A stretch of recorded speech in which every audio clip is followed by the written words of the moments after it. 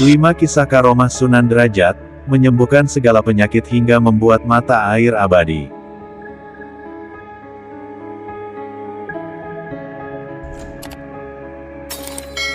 Sahabat khazanah ilmu langit semua, Sunan Derajat lahir pada tahun 1470 Masehi. Nama kecilnya adalah Raden Qasim, kemudian mendapat gelar Raden Syarifuddin. Beliau adalah putra dari Sunan Ampel, dan bersaudara dengan Sunan Bonang. Ketika dewasa, Sunan Derajat mendirikan pesantren dalam Duwur di Desa Derajat, Paciran, Kabupaten Lamongan. Sunan Derajat yang mempunyai nama kecil Syarifuddin atau Raden Qasim putra Sunan Ampel yang terkenal dengan kecerdasannya. Setelah menguasai pelajaran Islam, ia menyebarkan agama Islam di Desa Derajat sebagai tanah perdikan di Kecamatan Paciran. Tempat ini diberikan oleh Kerajaan Demak. Ia diberi gelar Sunan Mayang Madu oleh Raden Patah pada tahun Saka 1442 atau 1520 Masehi. Berikut ini adalah 5 kisah mengenai karomah dari karomah-karomah yang telah dimiliki oleh Sunan Derajat Raden Qasim.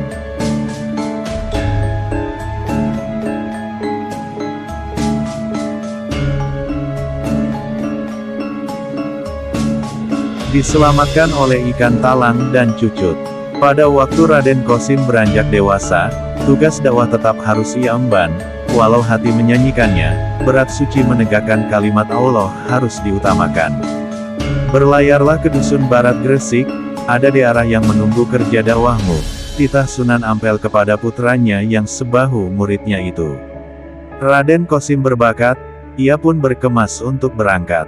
Singkat cerita, dengan menumpang wisatawan dari Raden Qasim berlayar, ia berangkat dari pelabuhan di Surabaya. Tekadnya sudah bulat, harus dilakukan dengan amanah.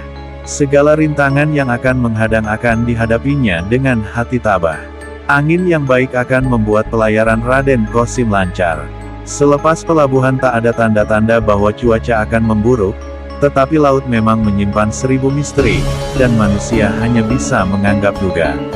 Saat berada di tengah-tengah rimba lautan, tiba-tiba muncul badai yang sangat dahsyat, biduk itu terombang-ambing, dipermainkan ombak tanpa ada daya sedikitpun, terang saja biduk itu menjadi seperti korek api dalam aliran sungai, diseret badai di tengah laut yang jauh dari daratan.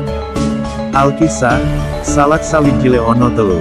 Akhirnya sebuah pulau membuat perahu itu hancur berkeping-keping, sang nelayan terlempar tak kenal nasibnya. Sementara Raden Qasim masih mampu meraih dayung perahu dan menjadikannya sebagai alat untuk mengapung. Beberapa saat lamanya di tengah gemuruh badai yang mengamuk, Raden Qasim bertahan dengan hari itu, sampai kemudian pertolongan yang tak diduga-duga datang menghampiri. Seekor ikan talang tiba-tiba muncul, dan berenanglah Raden Qasim, putra Sunan Ampel yang mulai didera kepanikan ini segera menemukan bahwa ikan yang dikirim Allah untuk menolongnya. Ikan itu membentangkan punggungnya untuk dinaiki Raden Qasim. Pria berhati lembut itu dengan senang hati menaikinya. Konon sob, tak hanya ikan talang yang menolong Raden Qasim, ikan cucut juga mempersilahkan dirinya dinaiki adik Sunan Bonang ini. Dengan cepat kedua ikan itu melaju membawa Raden Qasim lepas dari badai. Tak terkadang lama Raden Qasim bisa selamat sampai di pantai nelayan yang kemudian dikenal sebagai Kampung Jelak, Banjarwati. Inilah kisah karomah paling masyhur Raden Qasim yang mengingatkan kita pada kisah Nabi Yunus yang juga ditimpa badai, ikan paus yang kemudian menelan Nabi Yunus, namun ia tetap selamat sampai dibawa ke tepi pantai. Kisah penyelamatan ikan ini dilakukan pada tahun 1485 Masehi. Kedatangan Raden Qasim ternyata sudah dinantikan dua orang tokoh penting di Jelak, yaitu Mbah Mayang Madu dan Mbah Banjar. Dua orang ini telah memeluk Islam dan melayani dia membantu kerja dakwah Raden Qasim di daerahnya. Sebuah surau kemudian didirikan oleh Raden Qasim sebagai sarana awal dakwahnya. Surau yang didirikan pria yang berhati lembut itu seperti memanggil orang-orang untuk mengenal Allah dan agamanya. Lambat laun pengajian yang digelar Raden Qasim dibanjiri peminat. Surau itu pun beranjak beralih fungsi menjadi pesantren.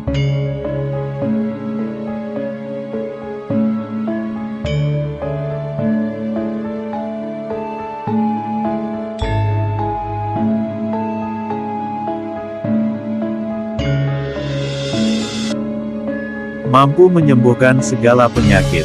Desa Derajat adalah daerah terpencil, yang memilih desa yang tinggi dataran itu. Raden Qasim mendapat petunjuk melalui mimpi. Dalam mimpinya Sunan Derajat bertemu dengan Sunan Giri yang menggambarkan dirinya membuka sebuah komunitas Islam baru di sisi selatan perbukitan di Desa Derajat. Daerah yang ditunjuk Sunan Giri ternyata adalah hutan angker, tidak ada orang yang berani menginjakan kaki di sana. Pembukaan hutan itu pun diwarnai dengan hal-hal gaib. Konon sok, penghuni hutan marah dan mendatangkan balak berupa penyakit pada penduduk. Mungkin Sunan Derajat yang ikhlas dapat lolos ujian itu dengan baik. Hutan angker itu diubah menjadi pusat penyebaran Islam ditandai dengan berdirinya sebuah masjid. Permukiman baru pun dibangun. Karomah Sunan Derajat sebagai wali yang dikaruniai kesaktian dan ilmu penyembuhan memang terkenal sampai ke seantero negeri. Kerap ia dipanggil untuk mengobati orang yang sedang tertimpa sakit. Kelembutan sikap dan pengetahuannya terhadap ramuan-ramuan dari akar dan daun-daunan membuat semua penyakit bisa disembuhkan. Tak lupa ia selalu berpesan untuk si pasien agar selalu berdoa dan tidak meninggalkan sholat.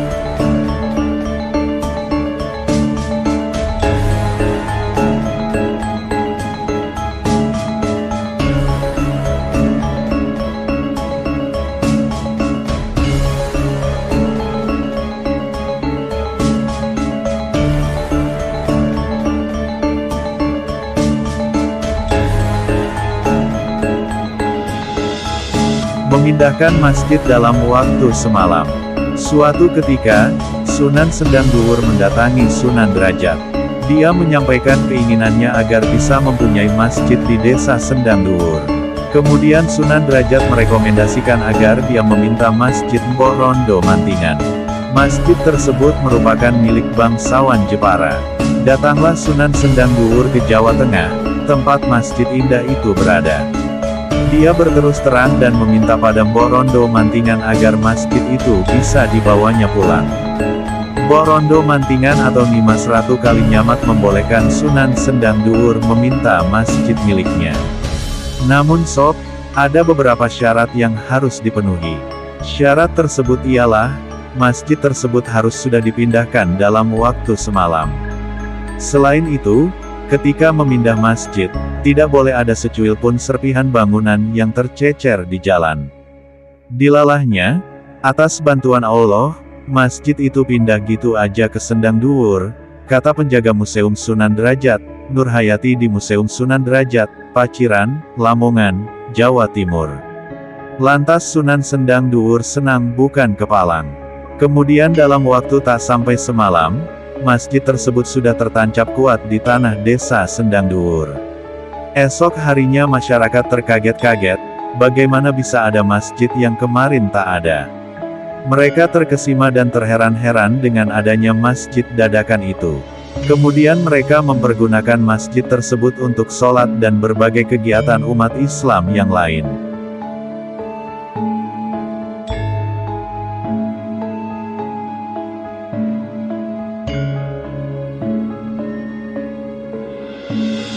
Mengambil buah dengan menepuk pohonnya. Alkisah, terdapatlah seorang sakti yang di tanah Jawa bernama Raden Nur Rahmat. Sunan Derajat penasaran dengan kesaktian Raden Nur Rahmat yang sudah populer di kalangan masyarakat. Dia berniat mengujinya. Pergilah ia dengan para pengawalnya ke kampung Patunon.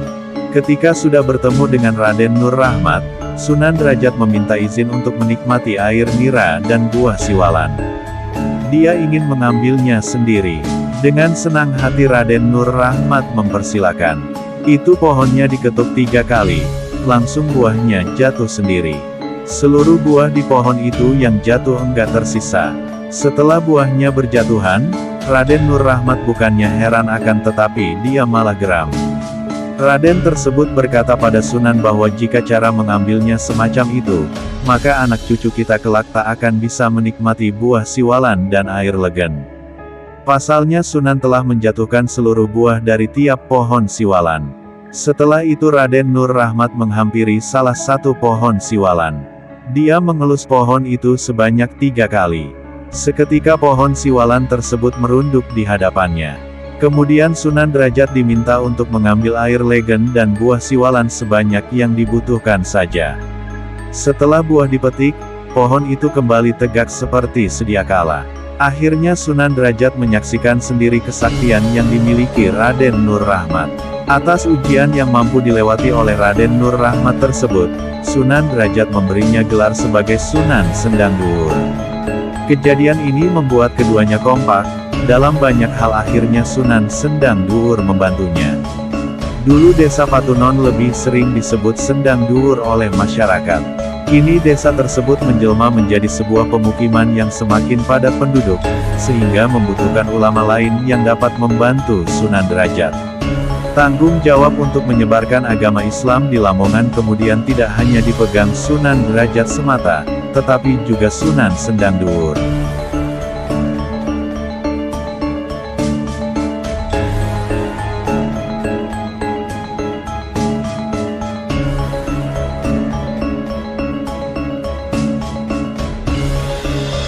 Membuat mata air abadi. Sebagaimana para wali yang lain, Sunan Derajat terkenal dengan kesaktiannya. Sumur Lengsanga di kawasan Sumenggah, misalnya, diciptakan Sunan ketika ia merasa kelelahan dalam suatu perjalanan. Ketika itu, Sunan meminta pengikutnya mencabut wilus, sejenis umbi hutan. Ketika Sunan kehausan, ia berdoa. Maka, dari 9 lubang bekas umbi itu memancar air bening yang kemudian menjadi sumur abadi.